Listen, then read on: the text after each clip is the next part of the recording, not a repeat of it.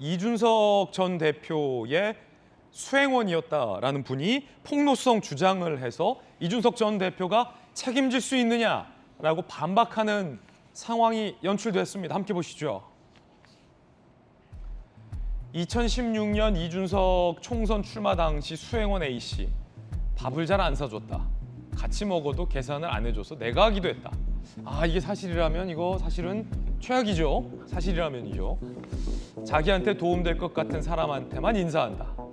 이미 내 편이다 싶으면 인사를 절대 안 한다. 지역구 주민들한테 인사 안 해서 버르장머리가 없다고 난리였다. 라는 주장을 했습니다. 다른 관계자들 앞에서 부모에게 싫은 소리하고 짜증낸 적이 많았고 상식적인 사람이 아니라고 느꼈다. 최근 이준석 행동 보고 부모님이 찾아와 울며 불며 자제하라고 사정해도 말을 안 들었다라는 주장을, 일단은 일방적인 주장을 했습니다. 자, 전재수 의원님, 이게 뭐 지역구 관리의 달인이잖아요. 부산에서 뭐 동네방네 다 형이야. 다 누님이고.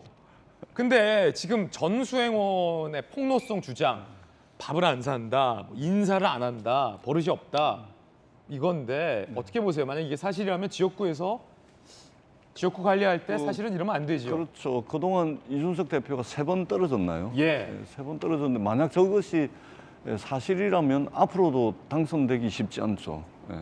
앞으로도 당선이 되기가 쉽지가 않을 겁니다. 사실은, 인사 잘해야 되죠, 원래. 잘해야죠. 예.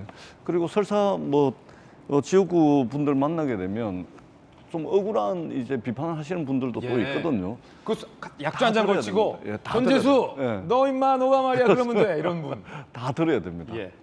설사 그런 일이 있다 하더라도 다 들어야 되는 것이고, 그 지역구를 둔 정치인은 쉽지가 않습니다. 예.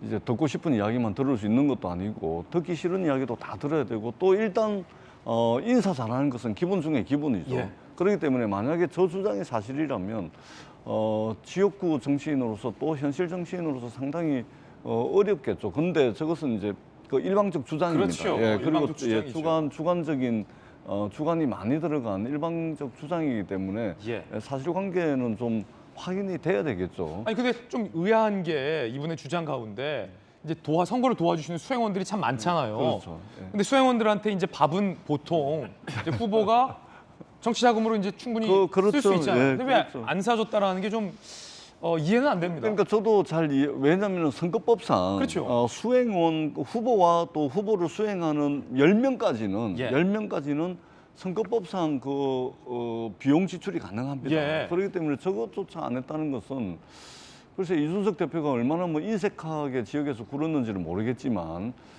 사실관계를 좀 확인을 한번 해봐야 되겠습니다. 왜냐하면 저건 이제 비용 처리가 되는 부분이니까. 그럼요. 그렇기 때문에 저것이 과연 사실일까라는 의아심도 좀 들긴 하는데 네. 어떻든 이준석 대표가 지금 저런 이야기까지 나오는 거 보면 사실은 이제 그동안 이제 여러 가지 언행이라든지 이런 거 보면은 그 이미지가 좀 또 맞아떨어지는 측면도 있습니다. 그러니까 이제 사실관계가 확인이 안 된 이야기임에도 불구하고 언론을 통해서 보도되는 거 아니겠습니까? 저렇게까지 했겠냐 싶긴 합니다만 어떻든 사실관계 확인은 좀 필요해 보입니다. 예. 자, 이준석 전 대표는 강하게 반박을 하고 있습니다. 이번엔 이준석 전 대표 입장입니다.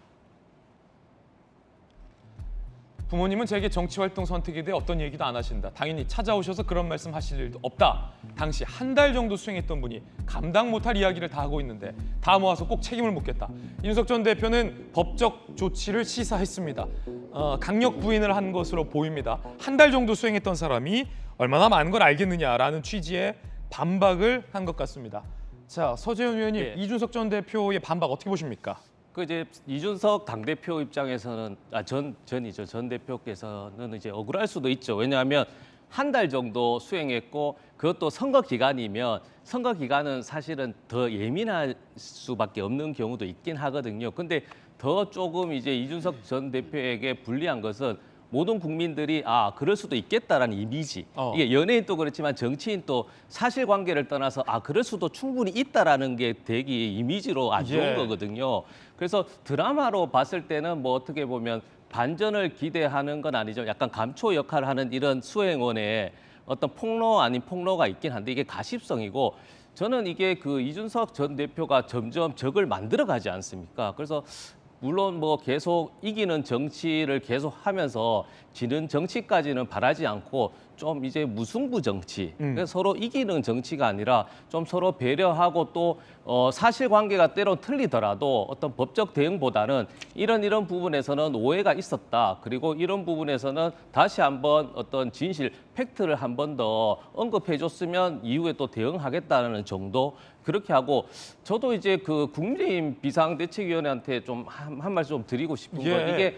이게 좋은 것 칭찬도 이게 고래 춤추는 게 아니고 칭찬도 여러 번 하면 힘들잖아요. 예. 국민들이 이제는 좀 피로감을 호소하는 단계인데 좀 사상 초유의 일이지만 좀 전 당대표 대응 뭐 TF를 좀 구성해서 아, 비대위가 그렇죠. 이게 예. 공식적으로 이렇게 루트를 통해서 이 전 대표와 좀 대화도 하고 소통해서 드라마를 빨리 종영시켜야 된다 이게. 이 드라마는 막장 예, 드라마다. 그렇죠. 이게 계속하면 이게 되게 뭐 반전도 없고 시청률도 안 나오지 않습니까? 예. 그래서 당 대표를 위해서라도 그리고 국민의힘을 위해서 더 이제 국민을 위해서라도 조금 마무리할 때가 됐다. 네. 개인적인 생각 가지고 있습니다. 예, 전직 수행원의 주장은 일방적인 주장이다. 현재로는 다시 한번 거듭 말씀드리겠습니다. 이준석 전 대표 측의 입장도 소개를 해드렸습니다.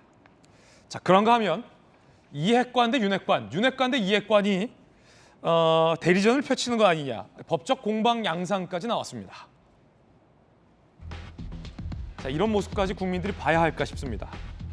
김용태 전 최고위원과 이철규 의원. 올 초 이철규 의원이 전략부총장 임명에 이준석 전 대표가 브레이크 걸었다. 그때 지도부에 막말하고 당대표실 찾아와서 부총장 시켜달라며 정말 죄송하다고 사과했다. 그런 적 없다. 반드시 끝까지 책임 물을 것이다. 김용태 전 최고를 명예훼손 혐의로 고소했다라는 보도도 나왔습니다. 꼭 이렇게까지 대리전 양상으로 비춰지며 법정 공방을 벌여야겠느냐. 양쪽을 향한 비판 여론이 당내에서 높습니다.